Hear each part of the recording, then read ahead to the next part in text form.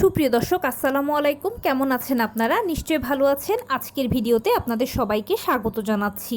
আজকে আমি আপনাদের সাথে খুবই গুরুত্বপূর্ণ একটা টপিক নিয়ে আলোচনা করব, আর সেটা হচ্ছে কত মাসে কত সপ্তাহে আপনার লেবার পেইন শুরু হবে, কি কি লক্ষণের মাধ্যমে লেবার পেইনটা শুরু হবে, তখন আপনার কেমন অনুভূতি হবে।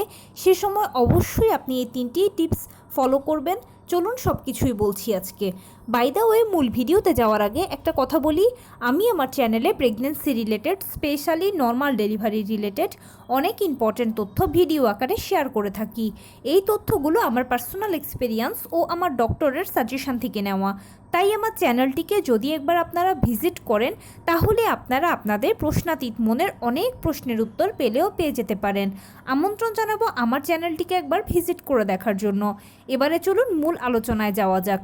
আমি শুরুতেই বলেছি আজকে আলোচনা করব কত মাসে কত সপ্তাহে কিভাবে কখন কেমন করে কি কি লক্ষণের মাধ্যমে আপনার যে অরিজিনাল লিভার পেইনটা আছে সেটা শুরু হবে, আপনি কিভাবে এটাকে সহজে আইডেন্টিফাই করতে পারবেন, সে সময় আপনার কেমন অনুভূতি হবে, এবং আপনি ওই মুহূর্তটাতে যে 3টা টিপস অবশ্যই ফলো করবেন সেগুলো নিয়ে আজকে আলোচনা করব।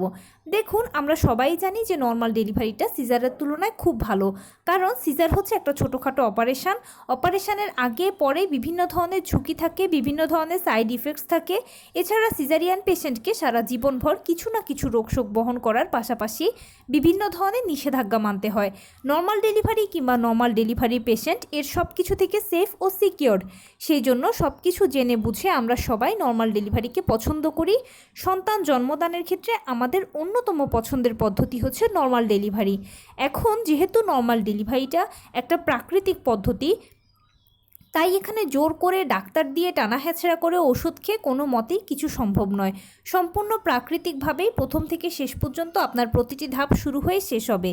এটা মহান আল্লাহ তাআলাই ঠিক করে রেখেছেন যে কবে, কোন দিন, কোন সময় আপনার ডেলিভারি প্রক্রিয়াটা শুরু হবে। সেজন্য আপনাকে অবশ্যই অপেক্ষা করতে হবে, ধৈর্য ধারণ করতে হবে, সময় দিতে হবে, সময় নিতে হবে। এবারে বলি, যেহেতু নর্মাল ডেলিভারিটা ভালো সিজারের তুলনায়, সব জেনে শুনে আমরাও পছন্দ করি নর্মাল ডেলিভারিকে। সেই সঙ্গে এটাও জানি যে আমরা নর্মাল ডেলিভারির জন্য অবশ্যই লেবার পেইন প্রয়োজন, যেটা অরিজিনাল পেইন।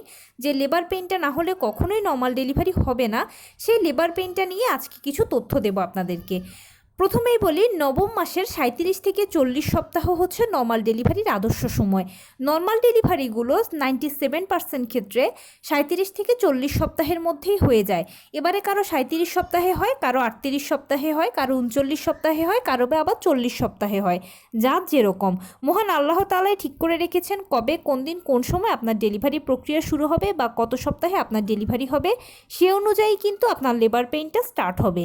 এবারে লেবার পেইন কী কী লক্ষণের মাধ্যমে শুরু হয় সেটা নিয়ে বলছি। লেবার পেইন বেসিক্যালি নবম মাসে আপনি যে লক্ষণগুলো দেখতে পাবেন সেগুলোর মাঝেই শুরু হয়ে যাবে। যেমন ধরুন, কোমরে ব্যথা, তলপেটে ব্যথা, এছাড়া যৌনাঙ্গে ব্যথা, জরায়ুতে ব্যথা, ঘন ঘন পেট শক্ত হওয়া, এছাড়াও ঘন ঘন প্রস্রাবের চাপ অনুভব করা। আপনি বাথরুমে যাচ্ছেন, হয়তো 2-1 ফোঁটা প্রস্রাব হচ্ছে, না হলে হচ্ছেও না, কিন্তু একটা র্যান্ডম চাপ ফিল করছেন। তলপেটের দিকে ব্যথা করা, এছাড়া নিচের দিকে প্রচুর চাপ অনুভব করা, মনে হওয়া সবসময় যে হয়তোবা কিছু একটা ছিঁড়ে বেরিয়ে যেতে চাচ্ছে, প্রচুর ভার ভার লাগছে।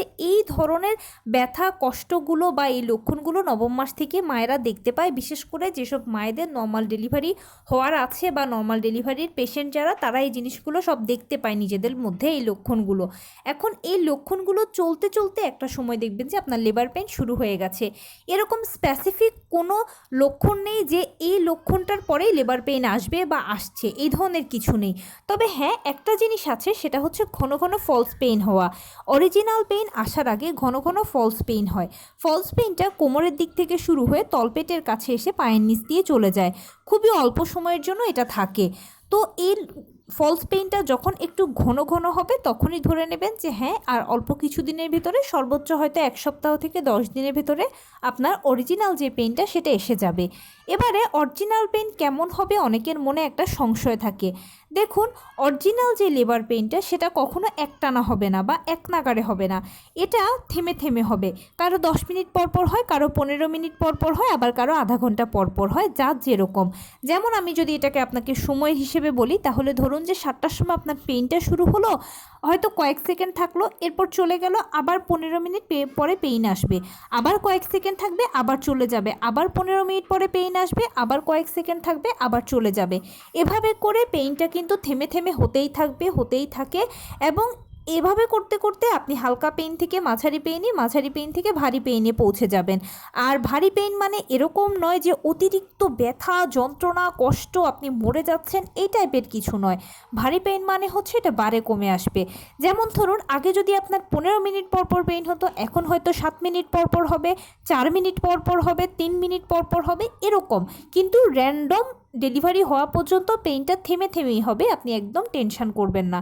আর অনেকে এই পেইনটাকে আসলে ভয় পায়, বিশেষ করে নতুন মায়েরা, কিন্তু ভয়ের কোনো এখানে কারণ নেই। আপনাকে আমি আশ্বস্ত করতে চাই যে একদম ভয় পাবেন না, কারণ কি অরিজিনাল পেইনটা অবশ্যই সহ্য করার মতো, এটা কখনোই আপনাকে কষ্ট দেবে না একটানা। আর সহ্য করার মতো বিধায় কিন্তু হাজার হাজার মানুষ এই পেইনটাকে সহ্য করে প্রতিনিয়ত বাচ্চাকে জন্ম দিচ্ছে, এবং একবার যারা নর্মালে বাচ্চা জন্ম দেয় তারা এরপরে সেকেন্ড, থার্ড, ফোর্থ যতবারই কনসিভ করে ততবারই নর্মালে বাচ্চা জন্ম দেওয়ার জন্য ইচ্ছে পোষণ করে। তাই অবশ্যই এই ব্যথাটা সহ্য করার মতো অসহ্য নয়, আপনি এই ব্যাপারে একদম টেনশন করবেন না। এবারে বলি কি টিপস ফলো করবেন বা কি কৌশল অ্যাপ্লাই করবেন। দেখুন, যে কোনো কাজের পূর্বে আমরা যখন কিছু কৌশল বা কিছু টিপস অ্যাপ্লাই করি তখন কি হয়, কাজটা খুব সহজ হয়ে যায়। ঠিক তেমনিভাবে এই নর্মাল ডেলিভারি প্রক্রিয়া শুরু হওয়ার পরেও আমি এখন যে 3টি কৌশল বলছি এগুলো যদি আপনি অ্যাপ্লাই করেন তাহলে আপনার ডেলিভারি প্রক্রিয়াটা খুব সহজ হয়ে যাবে, আর অল্প সময়ের ভিতরে ডেলিভারি হয়ে যাবে, আপনি কষ্ট কম পাবেন। বলি কি সেই কৌশলগুলো, সেটার মধ্যে হচ্ছে প্রথমে যখন দেখবেন যে আপনার ডেলিভারি প্রক্রিয়াটা শুরু হয়েছে, অবশ্যই পিরিয়ড হওয়া দিয়েই ডেলিভারি প্রক্রিয়াটা শুরু হবে। আমাদের পিরিয়ডের প্রথম দিন যেরকম হালকা বাদামি বা হালকা গোলাপি বর্ণের স্রাব যায়, এখানেও ঠিক সেরকম হালকা বাদামি বা হালকা গোলাপি বর্ণের স্রাব দিয়েই কিন্তু আপনার শুরু হবে নর্মাল ডেলিভারি প্রক্রিয়াটা। এটাকে আপনি দেখতে দেখতে একটা পর্যায়ে দেখবেন যে আপনার পানি ভাঙতে শুরু করেছে 1-2 ফোঁটা করে। এই সময় অবশ্যই বিছানায় শটান শুয়ে থাকবেন, তবে আমার পার্সোনাল ওপিনিয়ন হচ্ছে হসপিটালে চলে যাওয়াই ভালো। এতে প্রথম থেকে শেষ পর্যন্ত ডাক্তারদের অবজারভেশনে থাকতে পারলেন, আপনাকে বাসায় আর কোনো এক্সট্রা টেনশন নিতে হলো না। কিন্তু সাহস করে যদি বাসায় থাকতে পারেন কেউ, তাহলে অবশ্যই বিছানায় শটান শুয়ে থাকবেন। কারণ কি, খুব বেশি পানি যদি ভেঙে যায় তাহলে গর্ভের ভেতর বাচ্চা শুকিয়ে মারা যাবে, যেটা আমরা কেউ চাই না। আর যদি এরকম কোনো মা দেখেন যে আপনার একেবারে প্রস্রাবের মতো ঝরঝর করে পানি ভাঙা দিয়েই এই ধাপটা শুরু হয়েছে, তাহলে আপনি অতি দ্রুত হসপিটালে চলে যাবেন। আপনার আর কোনো এক্সপেরিমেন্টের প্রয়োজন নেই, কারণ পানি খুব বেশি ভেঙে যাচ্ছে। আর একটাই কথা, পানি বেশি ভাঙলে বাচ্চা শুকিয়ে মারা যাবে। দ্বিতীয় ধাপের পরে আপনার আস্তে আস্তে করে পেইন আসবে। পেইনটা প্রথমে হালকা, এরপরে মাঝারি, এরপরে ভারী হবে। আর আমি অবশ্যই বলেছি কখনো একটানা নয়, পেইনটা থেমে থেমে হবে। কারো 10 মিনিট পরে পরে হয়, কারো 15 মিনিট পরে পরে হয়, কারো আধা ঘন্টা পর পর হয়, এরকমটা হবে পেইন। যখন পেইনটা শুরু হবে, মানে যখন পেইনটা দেখছে যে হালকা অবস্থায় আছে, এ সময় আপনি কিছু গরম খাবার খাবেন। যেমন ধরুন আপনি যে খাবারটাই খাচ্ছেন, ভাত খান, একটু গরম খাবেন, রুটি খালেও একটু গরম খাবেন, দুধ খেলে একটু গরম খাবেন, চা খেলে একটু গরম খাবেন। যে খাবারটাই খাবেন কুসুম গরম খাওয়ার চেষ্টা করবেন। এতে কি হবে, গরম খাবারগুলো পেইনকে দ্রুত বাড়াতে সহায়তা করে। আর আপনারা সবাই জানেন যে পেইন যত দ্রুত বাড়বে ততই কিন্তু জরায়ুর মুখ 4 সেন্টিমিটার খুলবে, আর জরায়ুর মুখ যখনই 4 সেন্টিমিটার খুলে যাবে তখনই ডেলিভারি হয়ে যাবে। আর পেইনটা এই জন্যই অতি দ্রুত বাড়াটা প্রয়োজন। তাড়াতাড়ি বেড়ে গেলে পেইন আপনার ডেলিভারির প্রক্রিয়াটা শর্টকাট হয়ে আসবে, আপনি কষ্ট কম পাবেন। সেজন্যই গরম খাবার খাবেন। গরম খাবারগুলো পেইনকে দ্রুত বাড়াতে সহায়তা করে। এবারে যখন আপনার ভারী পেইনটা শুরু হবে তখন তো অবশ্যই আপনি লেবার রুমে পৌঁছে যাবেন। লেবার রুমে যখন পৌঁছে যাবেন তখন ডাক্তাররা জরায়ু মুখ চেক করে যদি দেখে যে 4 সেন্টিমিটার পর্যন্ত খুলে গেছে, তখনই দেখবেন যে জরায়ুর কন্ট্রাকশান শুরু হয়েছে, মানে পেট শক্ত হচ্ছে ছেড়ে দিচ্ছে, শক্ত হচ্ছে ছেড়ে দিচ্ছে, কন্টিনিউয়াসলি এরকম হতে থাকবে। ওই সময়টাতে ডাক্তাররা দেখবে যে বাচ্চা মাথা নিচের দিকে নামছে, আপনাকে চাপ দিতে বলবে। আর এই সময়টা আপনার জন্য খুবই মূল্যবান একটা সময়, কেননা আপনাকে এই সময় এই টিপসটা অবশ্যই ফলো করতে হবে। যদি করেন তাহলে খুব সহজে বাচ্চা বেরিয়ে যাবে। সেটা হচ্ছে, চাপ দেওয়ার সময় মাথার নিচে একটা বালিশ দিয়ে রাখবেন, অথবা বালিশ না হলেও কিছু একটা মাথার নিচে দিয়ে রাখার চেষ্টা করবেন। এবং দুটো হাতকে কিছু সাহায্যে মুঠি করে ধরে রাখার চেষ্টা করবেন। এতে কি হবে, ফুল বডি থেকে আপনি খুব ভালো একটা জোর পাবেন। আর জোরে জোরে দুটো তিনটে চাপ দিতে পারলেই দেখবেন যে বাচ্চা বেরিয়ে চলে এসেছে। অনেকে করে কি যে এলোমেলোভাবে চাপ দেয়, ডাক্তার বলার আগে চাপ দেয়, এছাড়া জোরে জোরে চাপ দিতে পারে না। এর ফলশ্রুতিতে কি হয়, বাচ্চা মায়ের পেলভিসের মুখে এসে আটকে থাকে। আর বাচ্চা বেশিক্ষণ যদি পেলভিসের মুখে আটকে থাকে তাহলে সে অক্সিজেনের অভাবে অনেক সময় মারা যেতে পারে, অনেক সময় নীল হয়ে যায়, অনেক সময় বাচ্চা আনকনশাস হয়ে যায়। এই ধরনের বিভিন্ন সমস্যা হয়। সেজন্যই এই মুহূর্তটা একটা মায়ের জন্য খুবই ইম্পর্ট্যান্ট। যদি আপনি এই টিপসটা ফলো করে জোরে জোরে দুটো তিনটে চাপ দেন তাহলে আপনার বাচ্চা কোনো সমস্যা হবে না, বিনা সমস্যায় সে সহজে বেরিয়ে চলে আসবে। আর প্লাসেন্টা ডেলিভারির মাধ্যমে সাকসেসফুলি আপনি আপনার দীর্ঘ 9 মাসের জার্নিটাকে নর্মাল ডেলিভারির মাধ্যমে শেষ করতে পারবেন। এখানে আরেকটা কথা বলে রাখি, অনেকে বলেন যে সাইড কাটার ব্যাপারটা বলার জন্য। দেখেন, সাইড কাটাকে ভয় পাওয়ার কিছু নেই, আর সাইড সবার কাটতে হয় না। যেসব মায়েদের প্যালভিস চাপা থাকে তাদেরই শুধুমাত্র আমরা সাইড কেটে থাকি, আর যেসব মায়েদের প্যালভিসটা একদম সময় মতো প্রসারিত হয়ে যায় সেসব মায়েদের কোনো ধরনের সাইড কাটা লাগে না, অটোমেটিক বাচ্চাকে বের করে নিয়ে আসা যায়। সেই জন্য যদি সাইড কাটার প্রয়োজন বোধ করেন ডাক্তার, তাহলে অবশ্যই সাইড কাটবেন, আর আপনি ডাক্তারকে এক্ষেত্রে সাপোর্ট করবেন। টেনশন নেই, সাইড কাটা ও সেলাই দুক্ষেত্রে অ্যানেস্থেসিয়া ব্যবহার করা হবে, আপনি বুঝতেই পারবেন না। আর আপনি ওই সময়টাতে অবশ্যই বাচ্চাকে চাপ দিয়ে বের করার কাজেই নিয়োজিত থাকবেন। সেজন্য আপনার বোঝার অবকাশ নেই ডাক্তার কি করছে না করছে। আর সাইড কাটার পরে আপনার প্রতি কয়েকটা বিধিনিষেধ থাকবে, যেমন যে অ্যান্টিবায়োটিকগুলো দেওয়া হবে সেগুলো নিয়মিত সেবন করবেন, ভিটামিন সি জাতীয় খাবারগুলো নিয়মিত খাবেন। এছাড়া শরীরকে যেন নরম রাখা যায় এই ধরনের খাবার খাবেন, যেমন ধরুন যে আঁশ জাতীয় খাবার, এছাড়া মাছের ঝোল, এগুলো নিয়মিত খাবেন। আর 7-8 দিন একটু চেপে ব্যবহার করবেন, হাইকমেটটা ব্যবহার করবেন, ঠান্ডা পানি ইউজ করবেন।